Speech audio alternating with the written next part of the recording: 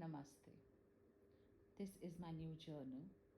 It has come all the way from this beautiful city of Mysuru or Mysore in Karnataka. It has this beautiful tree of life, which we can paint and color and perceive just the way we want to. I really loved it. And it's got this recycled handmade paper inside that you can see. Now, the very first page for me in this particular journal is going to remind me to keep moving inwards. They say prayer is reaching outwards and meditation is moving inwards and closer to the source. I've not been very great at meditating for long durations, so I hope this gentle reminder and this old camera put with a new lens helps me do just that. I turn the page. Now this page says, "Thank you, Swamiji." He is my guru. His name is Om Swami. Young, dynamic, modern, educated monk who gave up on a successful millionaire life, which was powerful, successful in every way of the world, to dedicate his remaining time to help people understand meditation. He has done hours and hours of meditation. MRIs and tests have been conducted to understand his brain activity.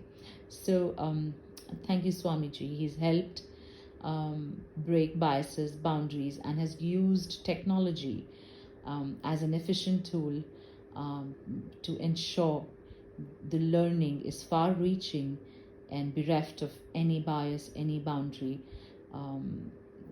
So thank you, Swamiji. Then is the aeroplane. Well, that is my flight to the city of Jaipur, which is my next holiday. Jaipur is a city in Rajasthan, which is a state in India. It's also called the Pink City, which almost everybody knows. But what's special about Rajasthan is it has history of violence, but it has history of resurrection.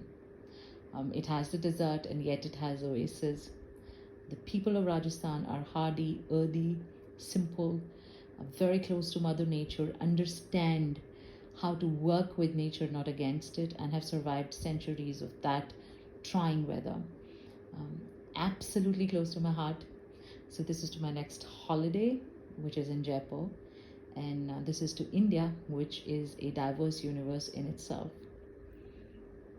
This is an empty jar.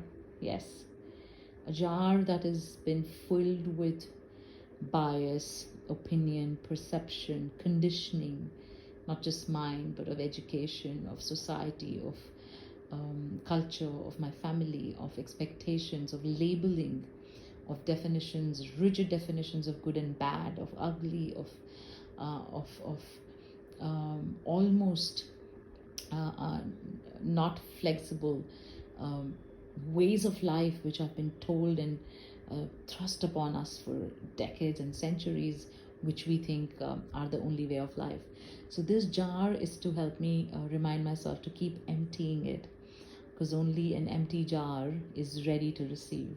So I'm going to try my best to remove and detoxify and declutter and empty this jar of life so that I'm ready to receive, and the jar gets filled with compassion, non-judgment, acceptance, love, mutual respect, inclusion, oneness with nature, oneness with life, oneness with people.